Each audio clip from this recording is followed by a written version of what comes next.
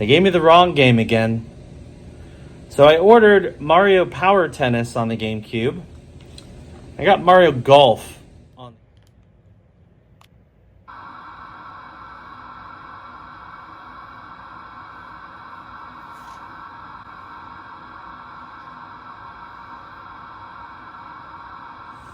Hello everybody, and I'm back in my living room. Just finished up my day at work, and I got a GameStop package. This is the last one that I've been waiting on.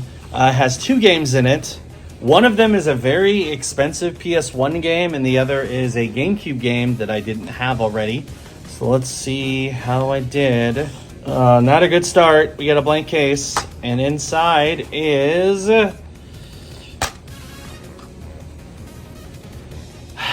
expensive PS1 game. We have Diablo on the PlayStation. Bet you didn't know the original Diablo came out on PlayStation. It did, along with StarCraft coming out on the N64. So Blizzard games did come out on console before Diablo 3, just not very often.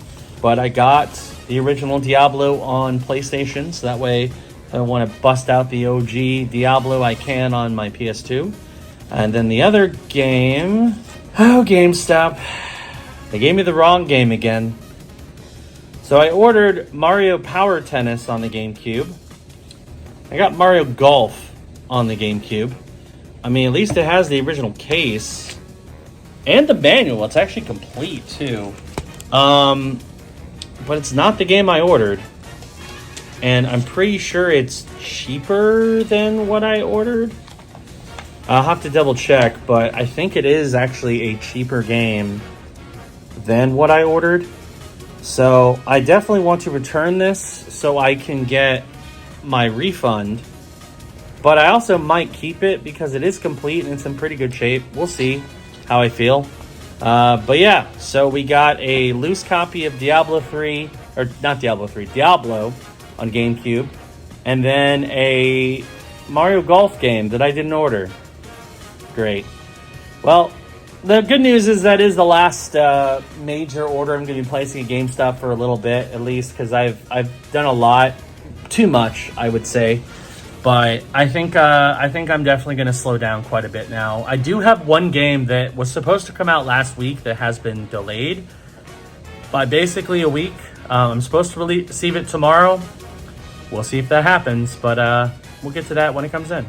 All right, so it is time for the final recap of everything, and I've got some new stuff to show off in addition to some more classic stuff. Now, I already did a video on this channel unboxing this, but I wanted to show it off again here because it's part of the pickups for this week.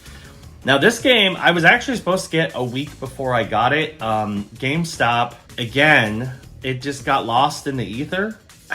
It was a weird situation. I pre-ordered the game on GameStop's website because Amazon is not doing pre-orders for Nintendo published games for some reason. I don't know why, but they're just not. I ordered this online. It was supposed to come out on launch day, which was a couple weeks ago.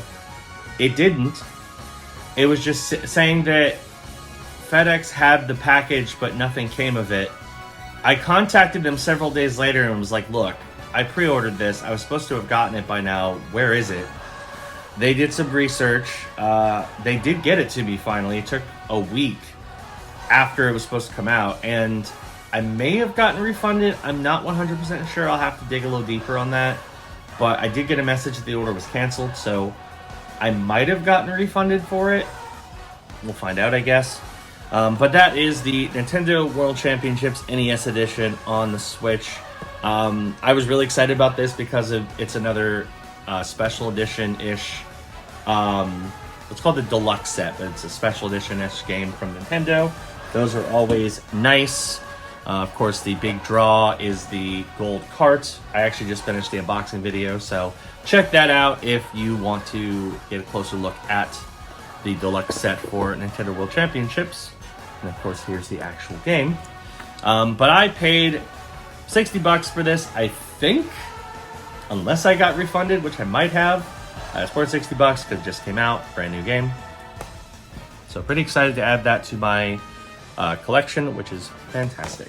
The other big game, which I got also late, but only a few days late, is a game that I've been waiting for over a decade, and most people have been waiting for over a decade. I love American football. I especially love college football. I think it's so much better than the NFL, just because every game is important for college football. Like, if your team loses one game, that's your season for the most part. Like, your chances at the national championship are pretty much gone once you lose one game. There are some exceptions to that, but you kind of want to try to run the gauntlet as best you can. But anyway, there hasn't been a college football game since 2013, and in 2024, we finally have one, 11 years later. College football 2025 on the Xbox Series X. First EA published college football game to come out in over a decade. I haven't played it yet. I really want to. I'll probably start it maybe today. But I'm excited to check this out. It should be a lot of fun. $70, worth 70 because it's brand new. Then we're going to go to GameStop. So I got a couple things here. First off, I'm going to show off the games that I picked up online. I only had 2 games I picked up online, but I did. And then I also picked up a couple games later, and I'll explain that in a second. So we're going to start off with, unfortunately, a loose disc, and that is Diablo on the PlayStation. This is a fairly rare PlayStation game. I didn't know Diablo came out on the original PlayStation. It did. I'm excited to try it out on my PS2, just to see how the original Diablo plays on the console. I'm sure it'll play interestingly. Just to give you an idea, I paid $52 for this. And even in loose condition, it's worth $54. So I still did well. If it was complete, it would have been over $100. So that's unfortunate. And that one might be one where I try to piecemeal it together. So maybe I'll try to find the case and the manual and all that. But we'll see. But yeah, still happy to add it to the collection.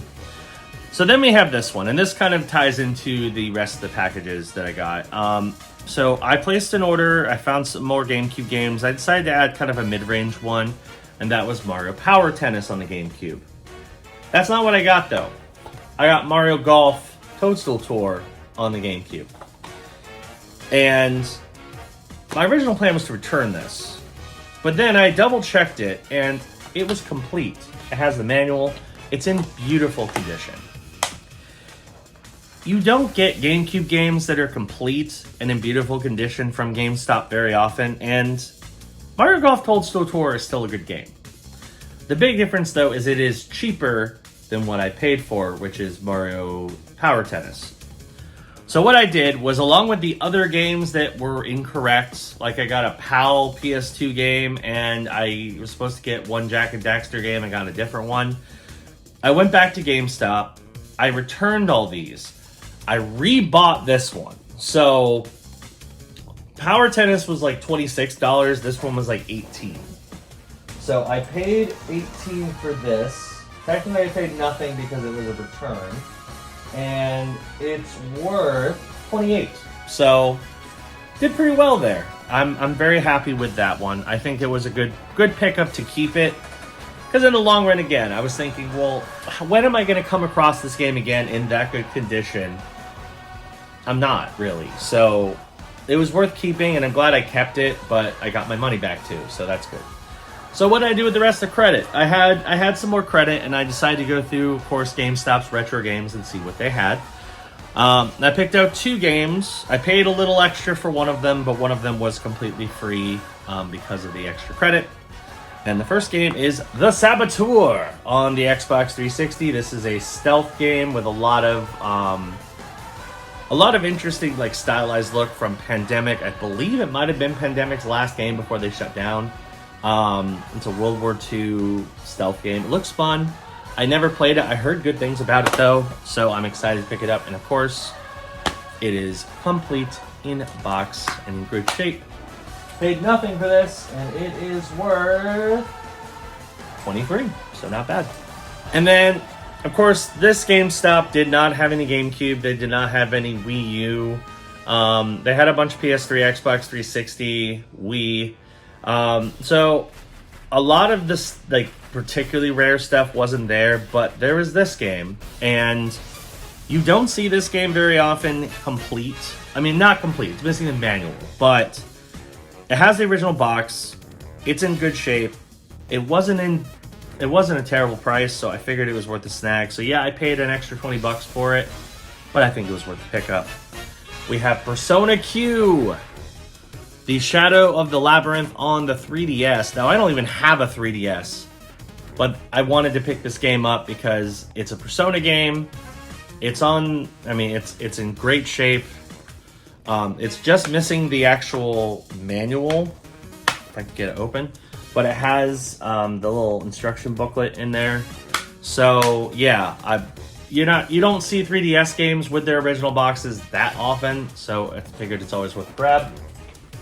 I paid $20. This is worth $36, so pretty happy with it. And then I'm just gonna rattle off some digital purchases that I got. Xbox is doing a big sale during the summer, so I snagged a bunch of games as well as a new release game, which I did start. It is digital only, which is why I picked it up. I normally don't pick up digital games unless they're digital only or they're so cheap they'd be stupid not to, and that's what most of these are. So let's go through them real quick. Of course, because these are digital purchases, there's no value assigned to them because they're digital. There's no value. So first off, I got Star Wars Dark Forces Remastered. I got a gift card from Brosmas, so I decided to use that towards this game. Now, there is going to be a limited run physical release. I'm hoping I can get that from VGP at a later time. Most of the Star Wars games tend to be available there at one point, so that's my hope, is that VGP will get some and I'll get one from them. But I figured it's worth having the digital copy. That way I can just keep that copy sealed. So that was $5 because of the gift card that I got from Rosemas. Next is a game called Nobody Wants to Die. This is a new release game. Just came out on Series X and PS5. It is a sci-fi film noir. It very much reminds me of Blade Runner. So it's like Blade Runner meets LA Noire because it's like a detective story. I only played a little bit of it, but from what I played, it's really good. So I highly recommend checking it out if you enjoy that like detective sci-fi. You know, if you enjoy Blade Runner and you enjoy like LA Noire, I think you'll really like it. That one, I paid up a little more because it's digital only release. It was $21 because it was on sale right away. So I figured I'd pick it up. I hope they make a physical copy of that because I probably will buy it. But I'm happy to play it. So I might play some more of that today. Who knows? Then we got Bionic Commando Rearmed 2 on the Xbox 360. This was on sale for ridiculously low price, $3. I'm actually recording this on the day that the Xbox 360 store is closing. I might do a video chronicling the last day of the Xbox 360 store, so we'll see if that happens. But that's a backwards compatible game, so it's going to be available on the Series X.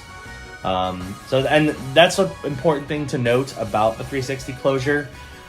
Anything that is backwards compatible will still be available for purchase on the Series X store. So don't worry about missing out on those games. It's just the ones that are locked to the 360 that are not going to be available anymore. So prioritize those.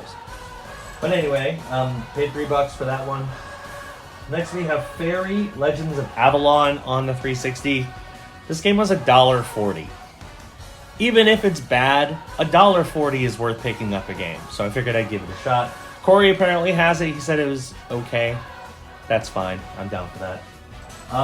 Then we have Gravel, the special edition. It is a off-road racing game. It looks kind of like Dirt.